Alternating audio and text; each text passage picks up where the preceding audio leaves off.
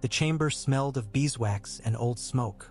Candles guttered in their iron holders, tiny tongues of flame that swayed when the draft crept under the door. The boy on the bed was smaller than Catelyn remembered. Childhood folds itself back when breath goes shallow. The cheeks hollow. The lashes lie against the skin like faint brushstrokes left by a patient hand. She had combed his hair until it shone, though one cowlick at the crown always rose like a stubborn reed. She smoothed it once more and let her palm rest there, as if it were the only place in Winterfell where warmth gathered and stayed. Outside, snow hissed in the slanted light of afternoon. The window squares were latticed with frost. A raven called once from the rookery and then again, more plaintive, as if remembering the sound it had meant to make and wanting to perfect it. The tower itself seemed to listen. Stone had a way of holding what was spoken within it. Catelyn had learned that as a girl in Riverrun, how a hall could keep laughter for a night and grief for a season. Winterfell was older than her sorrow and made no promises, but when she leaned forward so the candle's breath warmed her cheek, the ancient keep held her and did not let her fall. "You were always climbing," she whispered. "Always. The roof, the scaffolds, the heart tree's roots, the crenels when you thought no one watched. Your father said you were made with more string than sense. Do you remember? You laughed. You laughed right in his face." Her voice sounded strange in her own ears, like a stranger's voice hearing itself for the first time. She waited for the sound of his breath, the slight catch after the inhale that had become known to her as surely as wheat to a field hand. The rhythm fluttered on, uneven, a bird that did not understand the sky's edges. Catelyn slid her chair closer, with legs rasping against stone. She dipped a cloth in the basin and wrung it out. It dripped in quiet syllables, water speaking the old, plain language of necessity. She dabbed his temples. In one temple, beneath the skin, a vein trembled. She followed it with the cloth as if she might coax it to stillness. "Hush," she said. "Enough wandering. Your father will be cross if you go where he cannot bring you home." From the corridor came the soft argument of two servants passing, boots scuffing, a murmured apology, a name spoken that she could not hear. She had shut this door against so much and could not keep all of it out. The world had a way of asking to be remembered. There would be bread to see to and wood, and fish taken up from the stores. There would be washing. There would be a steward with a scrap of parchment he wanted her to initial, figures concerning the northern road and the timber rights, and this week's tally from the glass gardens, which had yielded fewer herbs than Maester Luwin had hoped for. There would be Robb's face, white with anger he did not understand, and Sansa's mouth pinched into dutiful patience, and Arya slipping out of her chores like water from a cracked cup. There would be Rickon, who had woken the night before with two names on his lips and no sense of which brother he wanted. All of these waited, and Catelyn waited with them. She had learned to live in the middle of waiting. It was a narrow room with a low ceiling and a single chair. The door opened a fraction. Soft cloth scuffed the threshold. "My lady," said Maester Luwin. She did not look up. The cloth touched the basin once, twice. "He will stir soon," she said. "He has a way of outfoxing sleep. He did as a babe. He would half wake to pull at my hair and then pretend he had not done it." Luwin said nothing. He came near on slippered feet, the chain at his neck speaking in a language of tiny clicks and measured iron. "The fever receded in the night," he said after a time, voice low. "That is a mercy." Mercy. The word found a place and settled on the coverlet like one more fold to be smoothed. Catelyn ran her fingers along the edge of it. Far below the tower, the godswood kept its own counsel. The weirwood's red leaves had been shaken by the day's wind and lay like scattered tongues, as if the tree were shedding speech. She had gone there at dawn, when the air makes a kind of pale music and the light is shy. She had not knelt. She had only looked long into the carved face and asked nothing because every prayer she had rehearsed turned to ash on her tongue. The old gods did not want her words. They were too old for the petty accounting of bargains. They received what came and kept it, and thinned sorrow until it could be woven into the next day's cloth. "It has been 4 days," she said.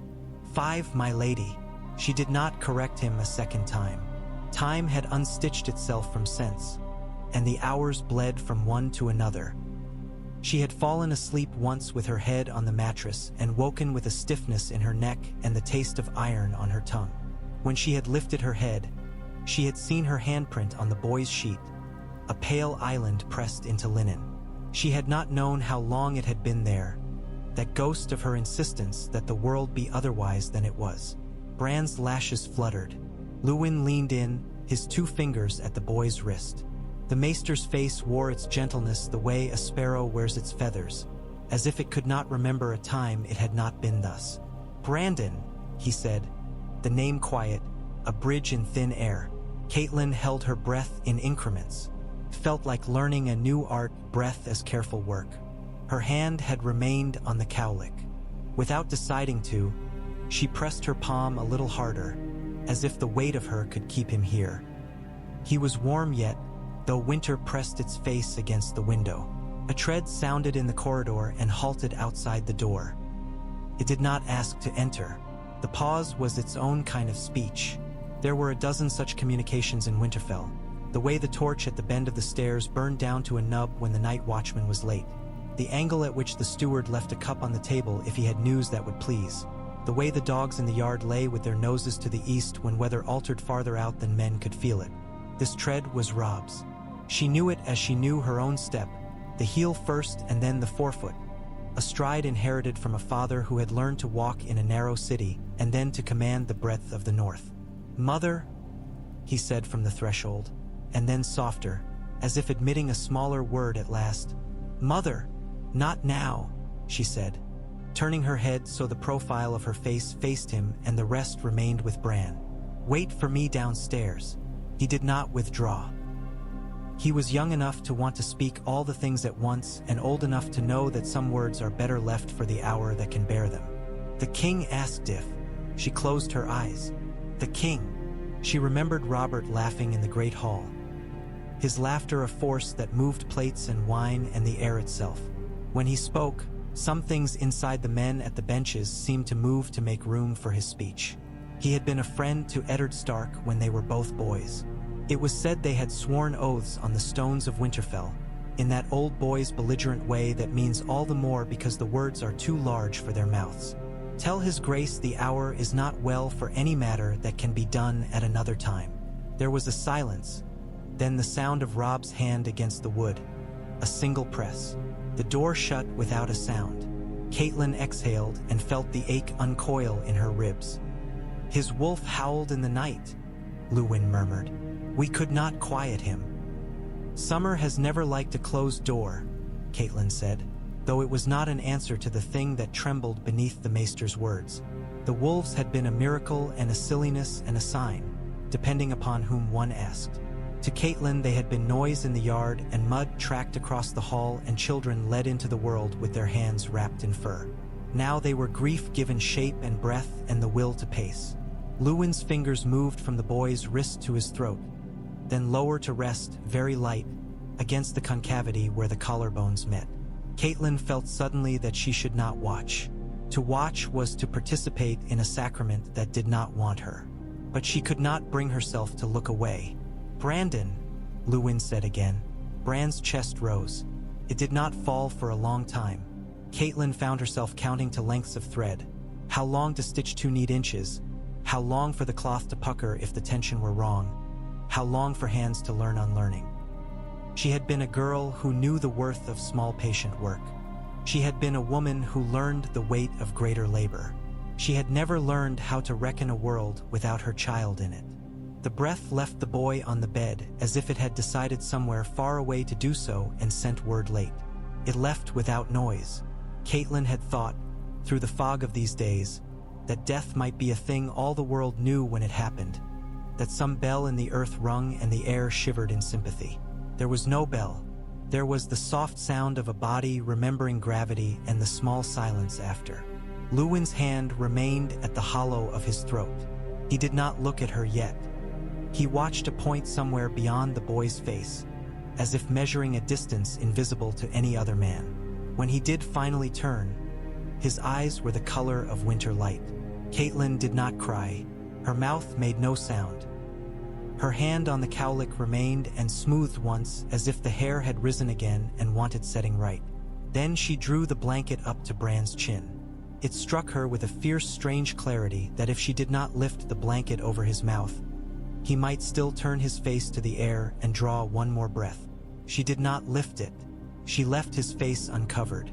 He had never liked the dark, not truly, only the pretense of it when he pretended at being a ranger or a knight. He had been brave in the way of bright boys, because he trusted utterly in the love that would rush to him at the first cry. "My lady," said Luwin. She stood. The floor tilted. She placed a palm on the bedpost and waited for the stone to remember how to be firm beneath her feet. "Send for his father," she said at last, and was surprised that it had been her voice that made the words. "And for the others. Rickon." She stopped. Rickon should not see. He would see anyway. "In Winterfell the world came into your chamber whether you invited it or no." Luwin bowed his head and went. Catelyn remained. She put her hands on the bed frame and leaned down and kissed the boy's forehead. His skin had already begun to shed its warmth, though it was not yet cool. She tasted beeswax and the faint bitter of medicines. She thought, suddenly and with a fierceness that frightened her, of the day they had cut his first hair and how he had scowled at the snip and then laughed, and she wanted to gather all the hairs that had ever fallen from his head and braid them into a cord, and tie it to her heart, and anchor him with it in a place the sea could not reach. She went to the window and set her palms to the stone. The cold traveled up her arms. In the yard below, 2 boys ran, their breath pluming, their voices a blur. Men carried a barrel between them. A dog leapt and failed to catch the hem of a skirt. All of it would go on, even this, even this. When she left the chamber, she did not close the door softly. She closed it so the iron latch made its clear-voiced sound, and the sound went down the corridor ahead of her like a herald walking backwards, telling each thing it passed what was already known. They came to him one by one. Robb first, for he had been waiting like a tree too young for the wind that had found it. He went in alone and stayed too long and came out with a face he did not know how to wear. Sansa went with Septa Mordane, her hands folded and her hair as neat as if neatness were a shield. She kissed her brother's cheek and stepped away quickly, her eyes wide and fixed on a point 3 feet beyond the bed's foot. Arya had no one's arm to lean upon and did not ask for one. She went in fierce and came out with her mouth bitten white and past Catelyn with her head down, the way a wolf slips through thorns. Rickon went in asleep in Hodder's arms and woke there and wailed, and Catelyn took him and held him until he emptied himself of sound, and then he slept again, hiccuping at the tail end of it like a fire dying and remembering once more to flare. Ned came from the Godswood. She saw him from the head of the stair, a dark figure against the white, the shape of the man she had married and all the winters since. He had been at the heart tree. She could smell the cold on him, could see the red of the leaves clinging to his cloak. His boots left prints the snow did not want to hold. He climbed the steps as if he had meant to begin that climb long ago. He did not look at her when he reached the landing. He touched her arm, and his hand was as gentle as she had ever known it. They entered together. Ned stood at the end of the bed and set his knuckles against the wood. He had the stillness that comes to certain men when they have been prepared too long for a blow and at last receive it. He did not pray aloud. He does not pray, Catelyn thought, he only attends. "Brandon," Ned said at last, and there was the smallest smile at the corner of his mouth that wrecked her. He had named the boy for a brother. He had expected to watch this boy learn all the things that other one would never know. The world had not agreed. The dire wolves had been held in the kennels these past days because the keep could not abide their restlessness, nor Catelyn the way summer had taken to standing with his ribs caged against the door of this chamber. When Ned left the room, he went straight to the yard and ordered the dog boy to unbolt the pens. The door thumped, the razored squeal of old hinges. The wolves came out like weather, gray and white and black and green-eyed and gold, whips of breath in the cold air. Summer paced the line between door and tower stair, as if measuring it. Then he raised his muzzle and sang. It was not a man's idea of a lament, but it was true. Carved the air and set it singing in sympathy. Other voices answered from farther off, deeper, older, wild things that owed Winterfell nothing and sang with it now because something in them remembered the shape grief took. The hair rose at the back of Catelyn's neck, and she closed her eyes and felt, for a moment, the music pass through her and find the hollows where breath had paused and fill them. By late afternoon, the news had moved through the keep and then beyond it. Winterfell did not carry bells. Words were the bells. Words were the men who carried more wood to the hall fires, not because there was cold now, but because there would always be, and heat was a thing that said the world chose to go on. Words were the women who spread out clean linen for laying out and fetched the bone-handled combs. The silence at table before the meal was a word. The birds in the rookery were words, winged and black and keen-eyed, and their bodies were the ink the world wrote its tidings on. They laid the boy out in the hall an hour, because grief in the north is not a private business. Men came to look upon him, their hats in their hands, and boys who had run with him or fought wooden swords with him came and stood with their hands clenched together as if they had suddenly no other use for them. Old Nan wept in her quiet way and wiped her face with her apron and told Rickon a story about a time when the snow came in such heaps that they built a fort in the yard with walls higher than a man's head. Rickon pressed his wet face into Catelyn's skirts and listened with his body and did not hear. The hall smelled of tallow and meat and cold air. Eddard Stark sat beside his boy and held a cup. He did not drink and answered the condolences of his men with a nod that did not change. The king came. He had put aside his cloak and came in a plain tunic and boots. He was a large man made larger by the things that clung to him. The memory of a different youth, the weight of a throne he had never been meant to sit so long, the invisible armor men wore when they had once been called beautiful and no longer were. He stood a moment and looked at the boy. His face softened in a way Catelyn had not seen, and she did not wish to, for it made him seem like a thing she could pity and forgive, and she did not want to forgive men for living when her son had not. "Eddard," Robert said. Ned stood with the cup. He said nothing. "I am sorry," the king said, and he meant it.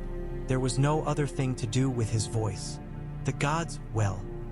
He stopped there because he knew, as men do who have spent time in wars, that there is no sentence on earth that can make a mother's grief sit down and be quiet. Eddard bowed his head. Robert's hand went to his shoulder, the big knuckles whitening. "He was a brave boy," he added, and the words belonged in a song. They did not belong in this hall with the smoke and the plainly folded hands and the dead child. But there is only the language we have, and it tries. Cersei stood at the back of the hall, her face still and pale in the torchlight, a pale that could be attributed to sorrow in the way of courtiers who must attribute motives for everything. She had not wanted to come in. When the king's eyes had gone to her, she had gone. She had not looked at the bed for long. She had the air of one who has already written the next page of a letter she means to send and only waits to find a messenger worthy to carry it. Jaime Lannister stood beside a pillar. He was a bright thing in this room, a piece of summer metal left carelessly in winter. If any man's hand held guilt, it was not in his face. But when the wolves had raised their song, his mouth had tightened in a way he had not meant to show. He had been a boy once, a boy who had scaled walls because he could, just to prove the logic of his body. That strength used itself and wanted use. Boys are cousins to gravity. He watched the small figure on the bed with a stillness that he, too, had not worn often in life. When the hour came, they took the boy to the crypts. The torches along the stair smoked and spat resin onto the hands that held them. Men carried him, his father did not. Eddard Stark walked ahead with a single torch and the iron sound of his boots on stone. The carved faces watched, lords beneath Winterfell, kings above them, and the oldest stone of all that remembered the skin of the first men to shape it. Air breathed dank and cool and smelled of river and bone. There was a place waiting for him because there is always a place waiting for a Stark in Winterfell. Not a statue yet.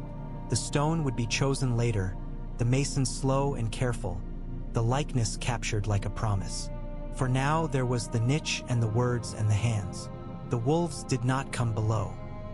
Their paws did not understand the meaning of such places. They remained above with their muzzles to the stair and their ears pricked and their silence hard as held breath. The words were said. Caitlin did not know them all because her ears had turned to a ringing after the first phrase. She heard Ned's voice in the places where a father must speak, and she put her hand on Rickon's head and felt the small heat of him. Sansa wept quietly, the tears slipping even as she held her mouth straight. Arya did not weep. She took 3 steps closer than she had been told and stood until her father put out his hand without looking and drew her back. When the torchlight had moved away and the cold had crept close again, they climbed. In the yard, men stood uncertain, because work had to be resumed and felt like a profanation. Winter does not ask if men are ready for it. Winter is. The hall would need wood. The gates would need watch. The horses would need feeding. And though there are hours when the very notion of bread is an insult, men still grow hungry. The day stretched. It did not break. Time that had pooled over the bed's edge now spread in a thin sheet over the yard and quenched every stone it touched. At dusk, the king went to the godswood to be alone. Caitlin learned this later from a guard whose voice shook when he told it. In the circle of the trees, Robert Baratheon had stood awkwardly like a man who had only ever prayed in front of men and never before gods. He had spoken in short bursts. He had laughed once without humor. He had called Ned's boy brave again. And after a while, when he had learned what the trees would not take from him, he left. Night came. The keep drew close around itself like a beast wrapping its tail about its paws. Caitlin went to her chamber and sat. She did not undress. She did not lie down. When the door whispered, she lifted her head. Jon stood there, pale in the torchlit corridor, his hair fallen into his eyes. He had never come to her chamber unbidden. He stood a half step inside, and then the memory of her face overwhelmed him and he stepped back again. One boot toe still across the sill, like a boy caught between trespass and the cold. "What is it?" she asked. Her voice was calm. Grief scours a voice clean. He swallowed. He held his hands like a petitioner at a sept's altar, palms open as if to show he carried nothing. I had not seen him since. He did not say since you would not let me in. He did not need to say it. It lay between them like unspilled water. Caitlin looked at him and felt everything she could not tend to rise up like a thrown net. He had the stark eyes. That had always been the trouble and never would cease to be. She could no more forgive him the shape of them than she could forgive weather for changing. And yet, he had been a small boy with a knife-sharp cleverness in him and a gentleness he never spoke of. He had been the one to hold the smaller ones while she counted heads after a feast. He had never asked. He had always asked. He stopped at the door the way a dog stops on the stone just outside the hall when it has learned that within there is warmth, but only for those who are called. "Go," she said, and hated herself for the simplicity of the word. He remained. He had the courage to remain. She waited for her own courage to catch up. It did not. "Please," she added, because the word belonged with the other, or else the first was a knife. He bowed his head. A soldier's bow, quick and plain, then withdrew. She did not guess where he went next. She knew later. She knew when she went toward the crypt and found the torch there and the 2 shadows making one. Ned had stood with Jon Snow before the dark niche, and he had said a thing fathers say to sons when they do not know how to cover them with hands protective enough. She did not hear it. It was between them. Later, Ned came to her with a face that had learned a new stillness, and she did not speak either. They lay beside one another, each with an absence in their arms. In the morning, the world returned like a debtor with a stubborn debt. Men came with questions. They asked about ravens. They asked about the king's wishes. They asked about bread again, because bread is always asked about. Caitlin rose and dressed and bound her hair and went first to the room where her son had been. It was an empty room with the impression of a small body in its air. She set her hand on the bed. The blanket had held some shape. It did not now. She smoothed it. She had already smoothed it. She would smooth many things henceforth that could not be made right. Robb met her in the hall with a set to his mouth. His jaw had found his father's angle overnight. "Mother," he said. He did not shy from the word now. He used it as a soldier uses a known tool. "The king has asked again. He means to ride south within 2 days and would have father ready." He asks that the girls travel with the queen and her train. She felt a flare of heat that should not have belonged to this morning and did. Would have. Is the north a place to be rented out, with its folk moving at other men's will? Your father will weather the king's asks as he has always done. There will be no talk of our daughters traveling without our leave or sense. Rob's nostrils flared. He was not acting the petulant boy. He was learning the bitter taste of reality. Father has said that he will go, he said in a voice flat as a sheet of iron. Her breath paused. He said this to you? To me and to Maester Luwin. He said the realm requires him. He said the king requires him and his friendship. The hall seemed too small for air. And what do we require? She heard the old panic creeping back. The fear that men have their reasons and women must fetch water to pour upon those reasons to keep them green. Rob's eyes softened. Mother! It was a plea and a comfort and a breaking. She turned away because to see his pity would undo her, and she had no patience without it for all that had to be done in the next hour and the one after. Fetch your sisters, she said. Fetch Arya from wherever she has skulked to, and Sansa from her embroidery, which she will have found too clean for grief, and bring Rickon to the Godswood. Your father will meet us there. She went ahead to the trees. The air there was old as stories. A squirrel ran up the pale bark of an elm and scolded without respect. The heart tree's face was red in the light and darker in the hollows cut by men who had not known her or any of her children. But they had known grief like this and had needed to name it. She sat on a root and laid her hand on the ground. Cold seeped into her palm as if the earth meant to drink her. When Ned came, his beard was rimed with frost, his hair damp with it, and his brow was the place where Winterfell stored its decisions. He stood before her and did not speak immediately. The girls came behind him, Sansa in a cloak lined with soft fur and Arya in a boy's jerkin she had pulled over a dress. Rickon's hand was in Rob's and would not loose. It will be a long ride south, Ned began. Sansa lifted her head. We will go carefully, father. The queen has ladies enough to attend us, and Septa Mordain. Arya rolled her eyes. The queen's ladies would not find the way to the privies if a boy did not light a torch for them. Be silent, Arya, said Sansa in the voice of a young lady. It was too clipped to be kind.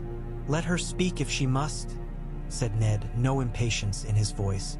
Words are safer than swords, though both have their uses. Catelyn watched him. The words that rose in her did not belong in front of the children. She set her hand flat upon the root as if to ask leave and then stood. She took Ned a little apart, to where the lichen had overgrown the stones left by men who had once made some small wall and forgotten it. You mean to go, she said, though the fact of it had already entered her like cold. You mean to leave me? I mean to go where my king asks me, he replied. He did not wear pride. He wore stubbornness like a second skin. I mean to see to a realm that has a place for my children in it. Your children will not be in the realm you go to, she said. My children will be here. Your son is in the ground. Your daughters. She stopped because a mother's bitterness is a hot thing. It burns the tongue that speaks it. Robert is a man who remembers old happinesses and mistakes them for present obligations. He will not care for you as a friend cares. He will use you as kings use. Ned's eyes went to the heart tree and back to her face. I have thought all this, he said. I have thought it in words and in the blank ways that come when words fail. There is no choice that does not insult someone I love. I will not pretend to you otherwise. If I stay, I make an enemy of my king and set the north apart. If I go, I leave you with grief and ask our firstborn to play the Lord with a face not made for it yet. I have asked the gods and received their old silence. Catelyn looked from his eyes to the leaves overhead, to the slow wind that moved them, to the way the red showed on the ground like spilled paint. If you go, she said, bring our daughters back to us without being made into something the South will favor and the North will not recognize. Bring them back with their names intact. He nodded that grave nod that meant he had put the thing into himself and it would not be dislodged. And John? He asked, as if he had found the courage to bring that child's name into the air between them. She had not expected him to. She felt it like a hand laid upon a bruise and turned her head away and then back. "John," she repeated, and the name had the taste of iron and river water. "He will go to the wall, as he means to, and as your brother has promised to take him. He will be safe there." Ned's next breath was like a man's first after a long swim. "Safe," he said on the exhale, and they both knew the word could not be held to any other meaning than the one it made for itself in this moment. "I will speak with him. I will speak with Robb." Catelyn nodded. "Speak with them before you speak with another man," she said, not ungentle, not unhard. He took her hand. He had always been careful of her hands, a courtesy that outran the circumstances of their marriage. In their first winter, he had warmed them between his own without speaking, and the quiet of that act had taught them both a thing they carried forward. He did not kiss her now. He stood there with his head bent and his fingers around hers until the cold found its way into that warmth and made them let go. The departure made itself. Servants went in and out of chambers. Saddles were checked and checked again. A boy ran from the smithy with a latchet that had been replaced and went gladly, because boys will run without knowing the weight of the package on their errands. Sansa collected her combs. Arya hid something in her boot and stood taller because of it. The Queen's people moved like a flock of birds surprised by a hawk, all together and yet each making small changes that added to motion. On the day before they were to leave, the incident at the river happened. It would have happened whether Bran lived or not. Sansa wanted to walk with the prince. Arya brought a boy's stick to a river's play. Words were said that did not need to be. A prince's pride darted out and caught nothing it had aimed at. A girl's wolf knew the shape of her girl's fear and made itself larger. When Catelyn heard of it afterward, her first breath was of relief, because Arya was not hurt and Sansa's pride could take no permanent harm from a boy's sting. Her second breath brought the Queen's insistence into the hall, like a frost riding in upon men's boots. By nightfall, Lady lay still upon straw. Sansa sat beside her as if she meant to keep the air moving for both of them. Catelyn stood with a quiet fury that made her very calm, and it was Ned who did what needed doing, because a father does it when no one else will. In the Godswood later, he stood a long time and said nothing, and Catelyn thought that the South had a way of wanting sacrifices from the North and not understanding what they cost. The wolf's song changed that night. It had been morning. It became, for an hour, a warning. Then, as if the North itself had decided to sleep, the yard fell silent. Jon left at dawn with Benjen Stark and a handful of recruits who were not fit for the Black yet and would be shaped by a colder place than Winterfell into something else. He came to say farewell to Robb in the yard, their forearms meeting with a dignity both of them had learned from watching men older and trying to do it right. He went to the stables and stood a moment with the horse he had chosen and laid his cheek against its neck and then turned to find Arya standing there, her chin up, not sure whether to be a sister or a soldier. "I have something for you," he said, hand at his back. She narrowed her eyes. "I don't want a ribbon," she said, as if the world might try to put one upon her still.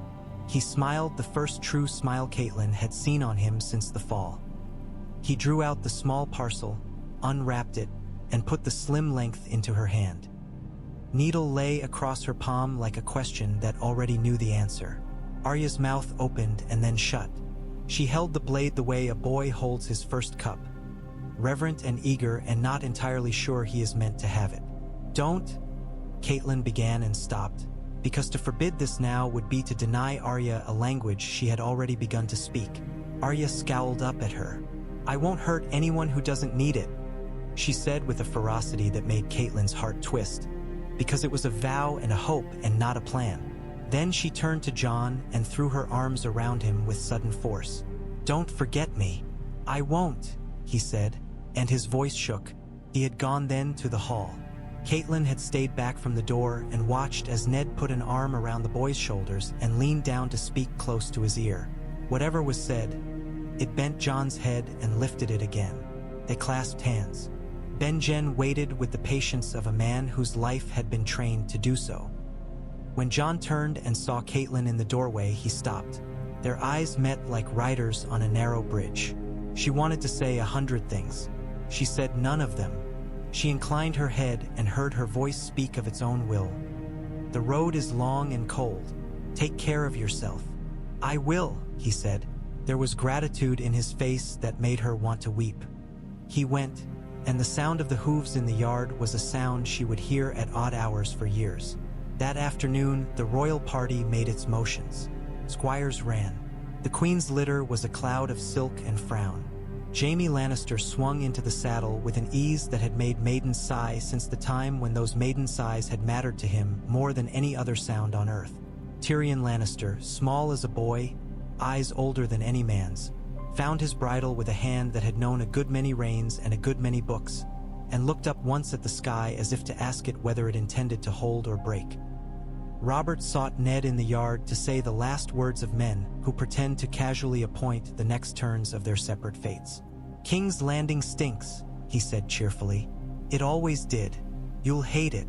"I know," Ned said. "You'll hate it and make it less hateful by existing in it," Robert elaborated, his grin wide and too bright for grief's day. "That's a thing you do. Come, Eddard. We'll hunt. There's boar enough in the Kingswood who have never been introduced to a proper northern spear." Ned's mouth quirked as if remembering different hunts by different trees. Men with fewer titles and greater laughter. "We will do what the realm demands," he said, which meant he would go, and it meant he might not have the leisure for boar. Robert nodded and clapped him once more on the shoulder and went to his horse. Catelyn stood with her children. Rickon had fallen asleep standing, his head lolling against her hip, and she had an arm around him that knew the weight. Rob's hand went to his sword hilt as if it had found its resting place. Sansa's lips moved, prayer or rehearsal of some sentence she meant to speak in a tone she imagined a court might require. Arya shifted on her feet and looked at the road. When Ned came to them, he put a hand on Rob's shoulder and left it there. "The men will look to you," he said. "You will look to Maester Luwin. Ask him when you do not know. Ask him anyway when you do. Do not be swift to anger. When you are angry, do not decide." Rob nodded as if each word were a weight closing his jaw. "Sansa," Ned said, and his voice gentled. "Your mother will have need of your steadiness. Surprise us both." Sansa flushed with a pride that had nothing of vanity in it. "I will, father." "Arya," he said, and waited until she looked at him. Not at the road, not at the sword in Jon's old belt that she had envied him. "Keep your temper," she scowled. "My temper keeps me." He almost smiled. He did not. "Keep it anyway." He leaned to kiss Rickon's hair without waking him. He looked then at Catelyn, and for a moment the yard narrowed to the width of his gaze. He wanted to say words none of their children should hear. He wanted to be a man in a room with his wife and grief and everything else outside. The task that lay between them like a chopping block would not let him. He put his hand briefly to her cheek. "I will write from the first march," he said. "You will return," she said, as if stating a law of physics. He did not promise it. Men who promise too much anger the gods. "I will do what is needed to return. I will do what it takes to keep their names." She closed her eyes. "Go then, go." He went.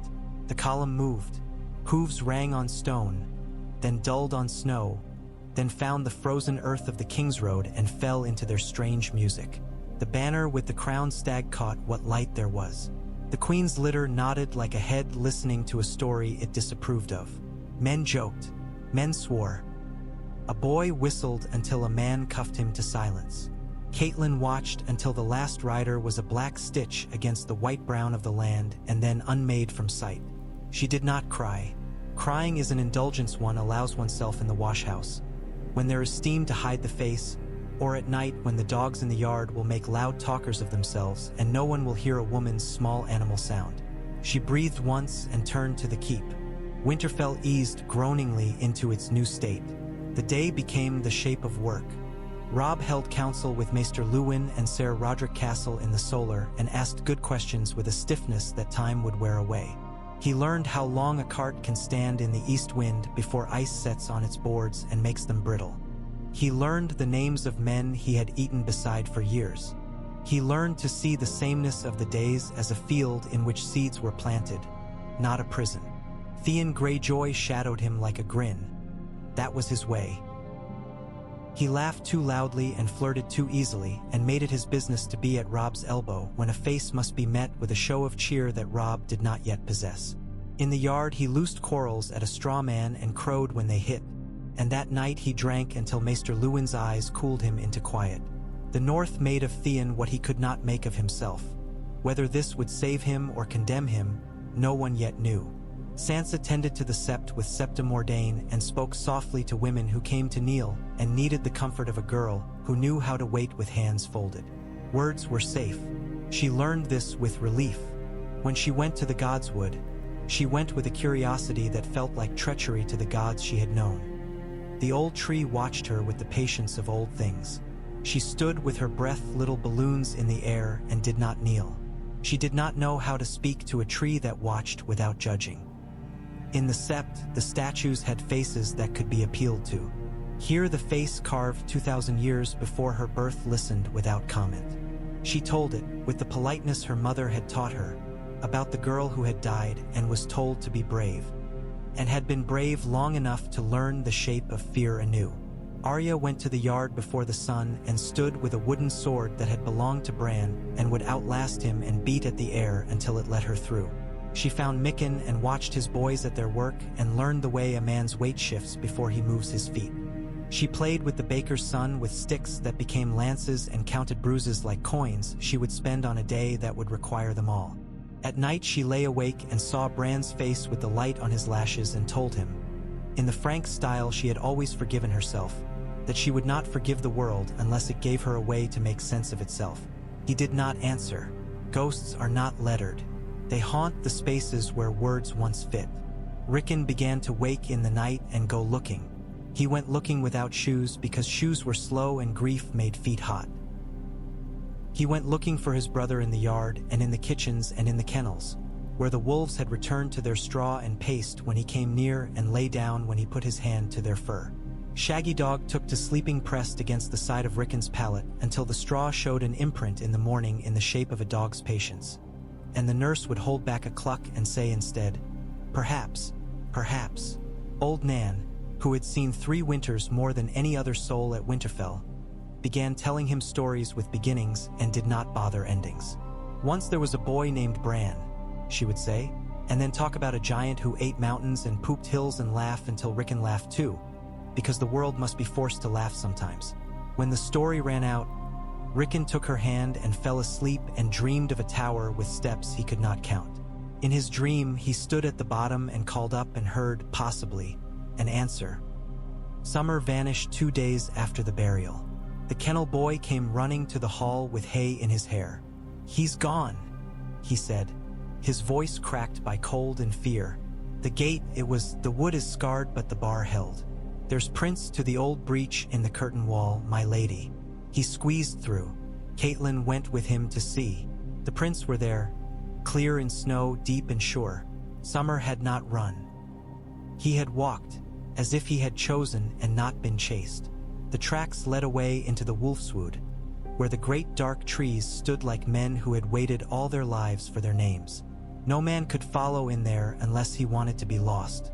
They waited through the day, because sometimes wolves do not go far and return when the closeness of people becomes the medicine they choose from the shelf. Summer did not return. That night, the wolves sang again, voices far and high, the shapes of them conjured in the mind by sound alone. White fur against branches, gray bodies in the wind, paws against old leaves. Rickon sat up in bed and said, "That's him," and lay back down with his eyes open wide. A while after, the maester sent ravens. They went to Riverrun and to the Eyrie and to the White Harbor. They went to Bear Island and to the Dreadfort. They went to Moat Cailin, whose stones still held the memory of water's patience. The birds' wings cut thin lines in the sky. Ravens know the shortest distance between 2 points is grief measured against time. Their shadows crossed over travelers on the King's Road, over a woman with a baby tied to her chest and a pack at her back, over a band of men driving a dozen ill-tempered, shaggy-haired goats. Shadows are how the sky keeps count of what passes. Men do the same with tally sticks and with memory, which is a poor stick but the only one they have. When the raven reached the eyrie, Lisa Arryn read the words and clutched her son tighter and said that the wolf in the south had grown bolder. When the raven reached Riverrun, Lord Hoster Tully held the parchment a long time in hands that had once held a sword and now trembled from smaller labors. Edmure flamed with a younger man's rage that goes out quickly and returns with no light. The letter to Bear Island came to the Mormont women at a table thick with maps and careful plans for the spring herring. Lyanna Mormont, whose hand would one day be read without favor or fear, put her hand on the parchment and said, "Another debt." And the others nodded, because in the north debts are stacked like cordwood and burned when it is time. The day after the wolf's song rang nearer to the keep than any man liked, a band of wildlings were taken near the abandoned holdfast to the west. Men and a pair of women with hair like old rope and eyes like the cold end of a lake. They were hungry and had a question in them rather than malice. Osha was among them, and when she stood before Robb in the hall, she looked around her with the sizing gaze of a woman who had known smaller halls and more weather. "Winter's only sniffing at your door," she told him, not insolent, merely honest. "It'll push its nose in when it can, though. Best you have your wood stacked high for when it does." It made the men in the hall bristle. It made Maester Luwin's chain ring with a thought he did not speak. It made Theon grin out of turn. It made Catelyn remember the way the snow had looked on her boy's lashes and the silence that had followed. She saw the shape of something coming beyond the king's summons and the queen's distaste. It made her speak to Osha later in the yard and ask, "What do you know of wolves in the wood?" And Osha had shrugged and said, "They're better than men, not always kinder, but better." She asked if any child had ever gone into that wood and returned changed.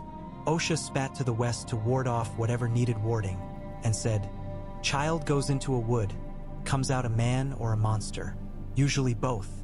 Best teach them before the trees do." On the King's Road, the glitter and clank of the royal column wore on. Jaime Lannister rode like his horse was a part of him, and when he could, he rode ahead to where the road bent and out of sight. He liked the feeling of being the first to see whatever came, even if all that came were more trees and the occasional herdsman who spat and bowed in the same movement. He did not think of the tower and the boy with the bright animal's face unless something in the way the light fell made him.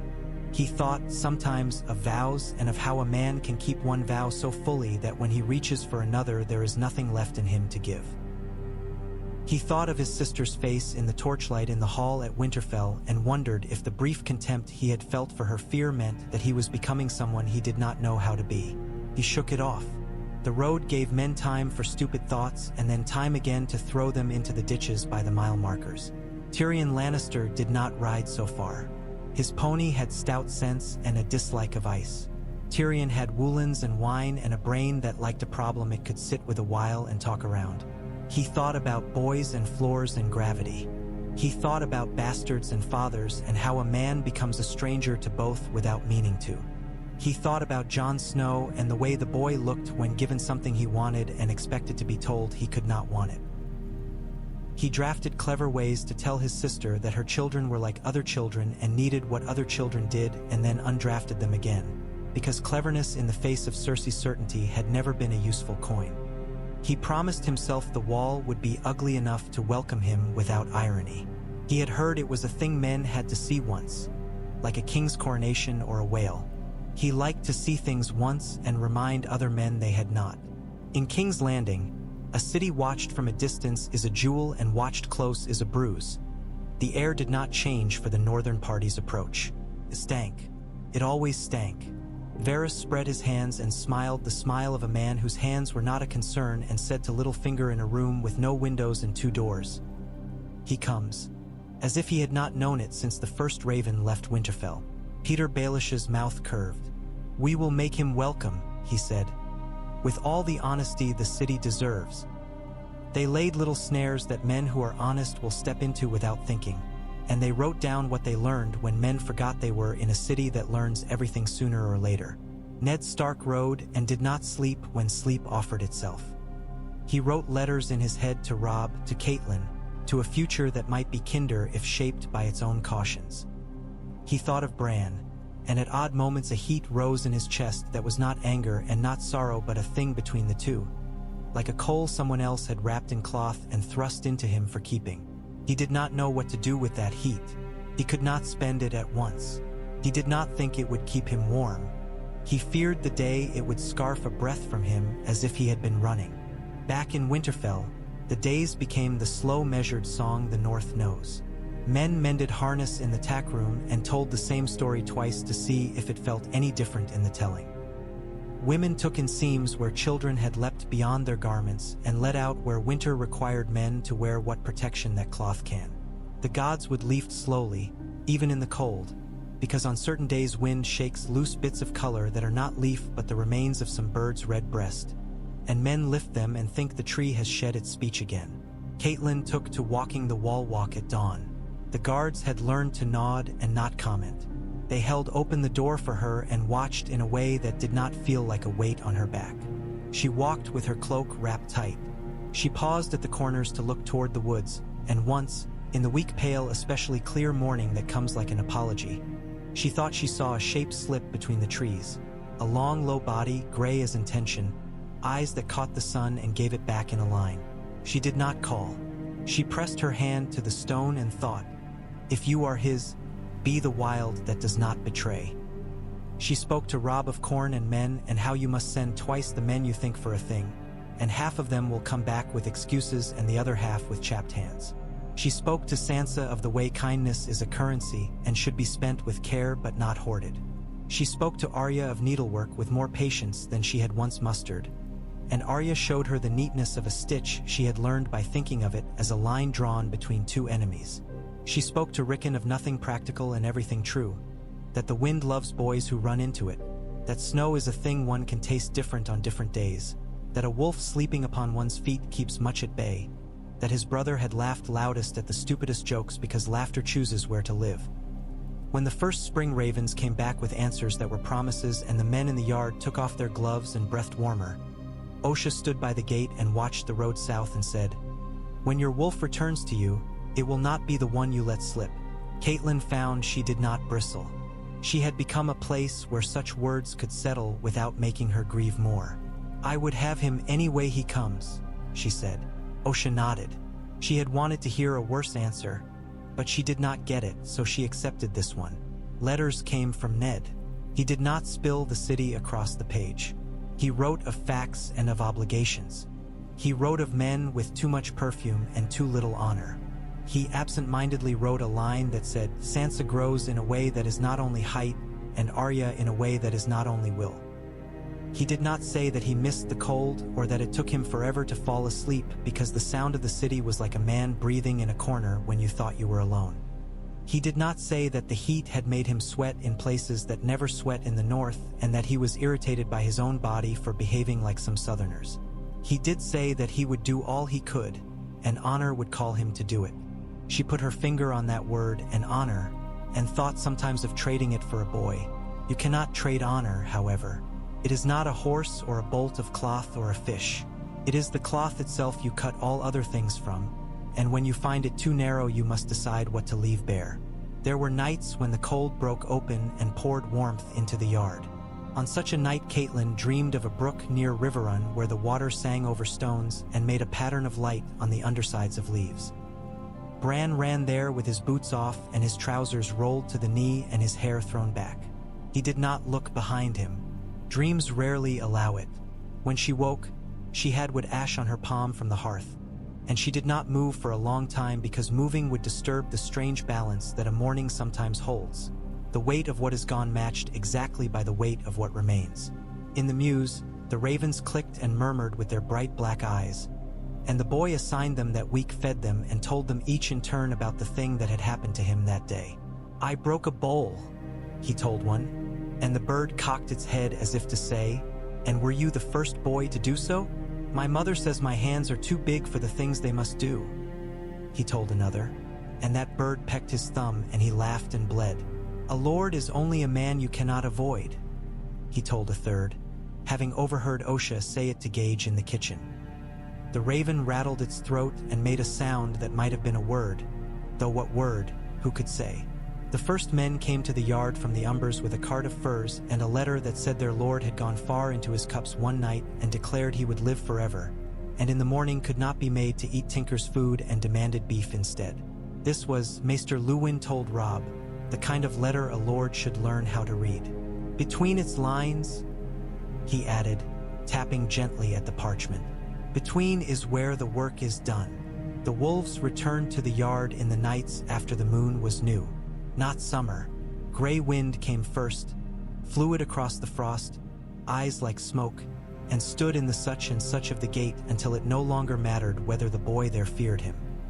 Robb went out with a piece of salt pork in his palm and held it out and then lowered his hand and set the meat upon the ground because the taking of it would be a kind of submission he did not want from this creature.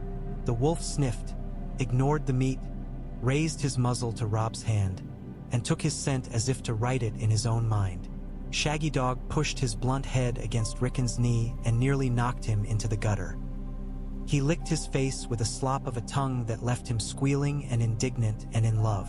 Nymeria did not return. She spent her wildness in another part of the map, and in time her name would be whispered in the Riverlands like a story told by men who would swear they had seen her and then forget what they had seen. On the third night of the wolves' return, Catelyn stood by the open shutter and let the frost tongue its way along the sill and thought how the world will always be half empty for a time and then half full. It is never either all one or the other. When she turned from the window to the room, Robb stood at her door with a piece of parchment in his hand. "From father," he said. She held out her hand. The seal was broken. Men at the gate had learned to prioritize speed over ceremony. She read the lines. There were fewer each time, as if the South ate words. He wrote of the heat and the king's hunts and the council's rancid calm. He wrote of the hand's work, which had not yet consumed him but looked upon him with an appetite. At the bottom, he had written a line and then crossed it out and then written it once more. "I will keep them safe." There was no subject to the sentence. There did not need to be. She turned it over in her hands and then, without meaning to, pressed the parchment to her mouth and inhaled, as if some scent of him might have clung to it. He had always smelled of cold and hoarse and the faint metallic clean of sharpened steel. Letter scent is wax and hands and smoke. "Robb," she said, and when he looked at her with that father's face he wore more each day, she saw the man he would be and the boy he had been standing together as if they had come to an understanding. He smiled a small tired smile that cheered her beyond what it should have. "We'll see to the winter stores tomorrow," he said. "Ser Roderick says we can send a man to White Harbor to learn what the prices will be when the river unfreezes. And the fisherfolk's boy is laid up with a cough. I can take a basket to them and see if the new baby's breathing any better. Gage says he's got broth for them thick enough to stand a spoon in." She nodded. She wanted a map of each small kindness made visible. She wanted to mark them with tiny flags and see if they could be made into a line a man could follow home. Not all nights were so steady. There were nights with dreams. Once she dreamed she stood in the crypt and saw not Bran's niche but her own. And on the stone above it the carving had been so carefully done that the carver had caught the precise way her mouth lifted when she smiled at something only she could see. She woke furious with that imagined patience, as if art itself had presumed to understand her. Another time she dreamed of the Kingsdown in the south, a place she had not seen, and the trees there were strange pale things with leaves like hands, and she heard a horn blowing and did not know from which direction its sound came, and woke with the horn still sounding in her head and found it was only the lowing of a cow calved too early. She took those nights as the price the day demanded of her. By morning she had learned again how to bear her hands through the business of the keep. When she found herself in the kitchen discussing the distribution of flour with Gage and heard herself ask the exact question Ned would have asked, she sat later in the solar by the fire and looked at her palms and thought, "So now I carry him too." Winter letting passed and spring finding came like a rumor too shy to announce itself. Snow fell again. It always would. The day the first real thaw came, a boy fell through the skin of the ice on the mill pond and came up sputtering and cursing and laughing and ran home with his arms pulled in tight to his chest like wings. In the yard men threw their cloaks off and cheerfully pretended to love the cold that still bit their ears. A woman drew water from a barrel and saw the sky in it and believed for the rest of the day that the sky was clean enough to drink. On such a day, news arrived that took root quietly at first. A raven had come, and Maester Luwin had read its simple lines with his chain gone still around his neck. He took the parchment to Catelyn in the walkway above the yard where she had been watching Rickon chase a chicken with no thought of whether catching it would require an explanation. He handed it to her with a steady hand. "From a friend," he said. She read. The friend had many names in that city where men collected names the way small boys collect secrets. He wrote that the hand had enemies, that the queen's eyes were made of green glass, which means sometimes you can see through them and sometimes they turn the whole world that color. That boys should not walk near windows if they are not prepared for air. He wrote that King's Landing is a place where men make small fire, as to feel large. He wrote one line at the end that was not like the others. "Beware the kindness that is owed. It is the first to turn on you." She folded the paper and set it to the little brazier on the wall and watched it curl.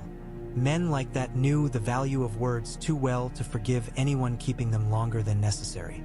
She did not tell Robb this one. She told him the next, which came 2 days later, and then the one that came a week hence. She told him because he would be a man who must know the shape of troubles before they are troubles and must not be surprised by the tooth that saves a mouth from biting too hard. The night before the first plow teams went to the fields on the south side of the keep, Catelyn walked to the training yard because she knew Arya would be there and because the light there was best at this hour. The yard had a feel to it even when empty.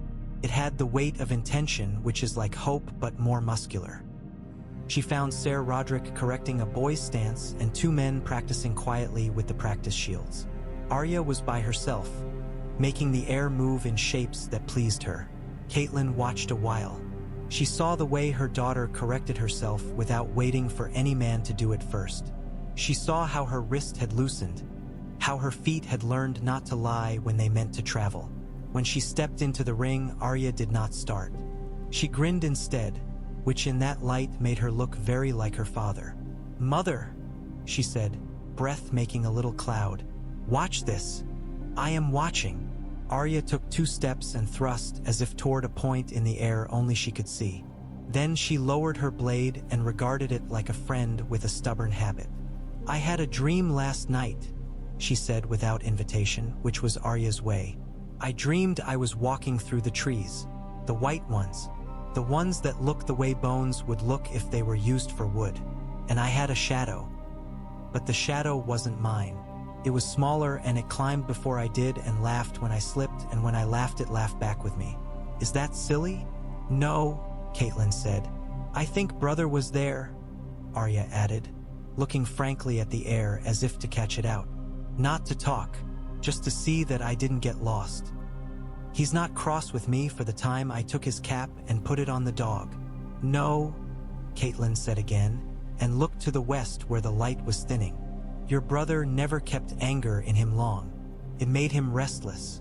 He had to move about until something else filled the space." Arya nodded as if this were a useful tip and went back to her practice. The air obliged her. It bent around her movements as if carved. Catelyn stood with her hands on the fence and felt a feeling she had not allowed herself in weeks. Not peace, not joy, not even contentment. It was the feeling of being the right size for her life. Grief had made her too large, or too small. It had never matched the room. In that moment, it did. It would not last. She took it like a bite of hot bread and knew she would be hungry again soon and forgave the hunger in advance. When she went back to the keep, the sky had bled to that bruised color that means you must hurry if you mean to be inside before the world changes its mind about light. She stepped under the lintel and heard, distantly, a howl, and then another, like a question and an answer. She stopped. Behind her, Robb came up from the yard, and they stood listening together. "Gray wind," he said simply, and his voice had a new note in it. A sound like the beginning of command that has nothing to do with force and everything to do with having the right thing at the right time. She looked at his profile and saw a man. In the dark hours of that night, sleep came as it comes to those who do not invite it but make the bed neat enough to tempt it. Catelyn lay on her side and thought of Bran's hair beneath her palm and the cowlick that had made her smile even when she wanted to scold him. She thought of a day to come when the stone carver would be done with his work and they would carry down the slab and set it, and in the lines of the facemen would say, "He was almost like that, almost and they would not know that almost is larger than anything else. She thought of Ned in the south, and the men who sit near a king because the warmth of a king burns a little and makes a man feel alive, and of the cold that follows when the king leaves the room.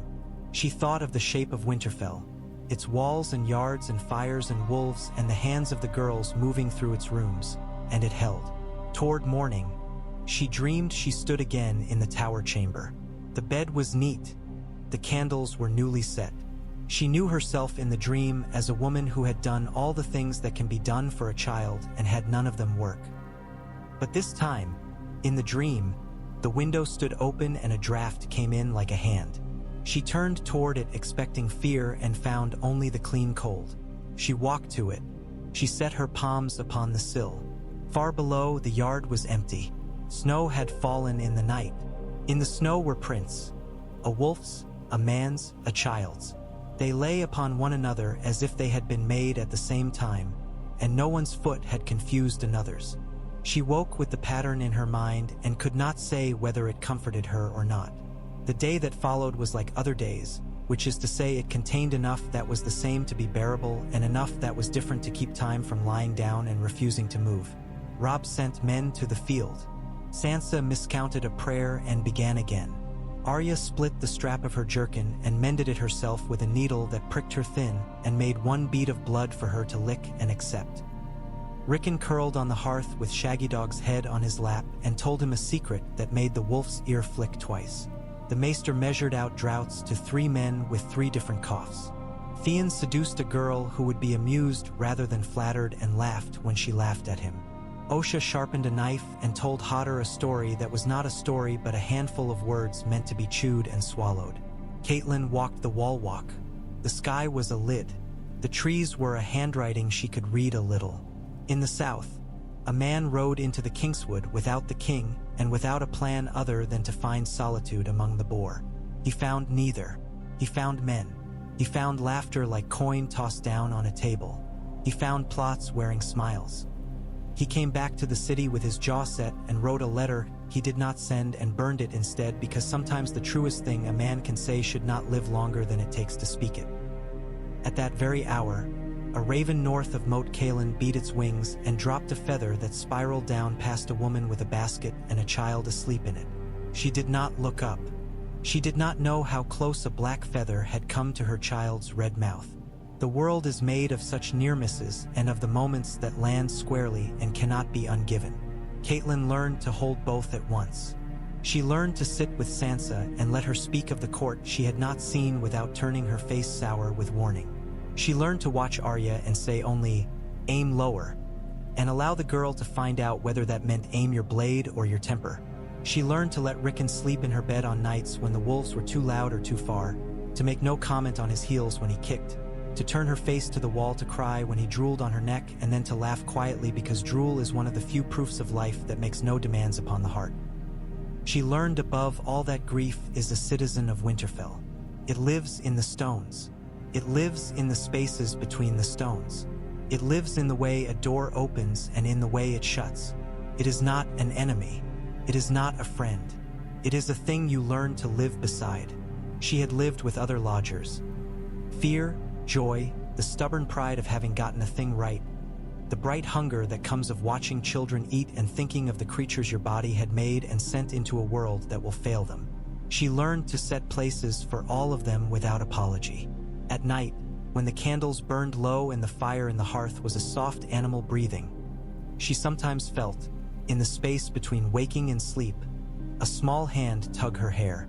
She did not turn. She said, "Enough, Bran." She slept. The first swallow of the season skimmed the surface of the pond and cut a line in the water that mended itself at once. Men saw it and cheered because a single swallow can make a man lie to himself with relief. The field men came in with mud on their boots and hope in their eyes that superstition had not knocked out. In the yard, the wolves circled with tails low and eyes higher. They were not yet a pack, but one day they would decide to be, and then the world would scoot over to make room for that choice. Osha watched them and nodded to herself as if to say, "Yes, that's what I thought." And no man asked her what she had thought because Osha's thoughts were a private store she would not open for just anyone. One evening, When the light had gone thin as clear lard and the cook was sniffing a pot as if the smell could tell him how much longer it would need, a rider came to the gate with dust on his cloak and news on his tongue that he could not keep between his teeth. Men gathered. Catelyn came to the steps, not running, because running would make the news false or true regardless, and she would not give it that power. The rider dismounted, bowed in that rough tilt men make when they would rather be doing anything else, and said, "From the south, my lady, a letter from Lord Eddard's man. The hand." He stopped, saw the face of a woman in Winterfell, and started differently. "There have been matters. The court is in an uproar. I am no man to speak them right. There is talk of—" "Let him come inside," Robb said, taking a step that made the men part for him. "Let him get his breath. Maester Luwin the Solar." "Mother will be there," Catelyn said, and in the way she said it there was a promise that the North would keep its head regardless. They went in, and the door shut softly, and the keep made its silence that is not an absence of sound but the kind of holding in breath that trees do when the wind swoops down to see whether they will bend. The letter was taken. The seal was broken. Men read. A woman listened. A wolf lay down by the fire and put its head on its paws and did not sleep. When Catelyn at last went to the window and looked out, the sky had turned the color of iron cooling.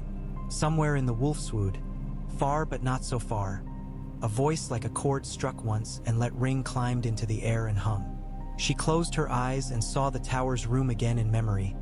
Its candles, the cowlick at a boy's nape, the shape of his breath when it moved and when it did not. She opened her eyes to the keep and to her children and to the wolves and to the letters and to the weight of a land that sometimes seems almost to speak. She lifted her chin and called for wine. For a long moment nothing happened, and then the small everyday thing arrived. A boy with a flagon. A log shifted in the fire. A footstep in the corridor. A woman laughing at something in the kitchen that did not matter at all. She poured the wine into a cup and did not drink it. She held it as a thing a person holds in a story while the story decides what to do with them next. The cup warmed in her hands. The world, cold and old as it was, remained. Winterfell did not move from where it had chosen to be 1,000 years ago. The trees breathed. The water under the ground ran along in the dark and would come to light farther on. Catelyn Stark stood in her keep and waited for what was coming. Not as one who could stop it or call it by a softer name, but as one who would be there when the door opened, and after that. She held to the memory of a boy who had climbed higher than any roof and laughed when the wind took his hair, and because of that memory, the air in the room seemed to lift, just a little, as if answering him still.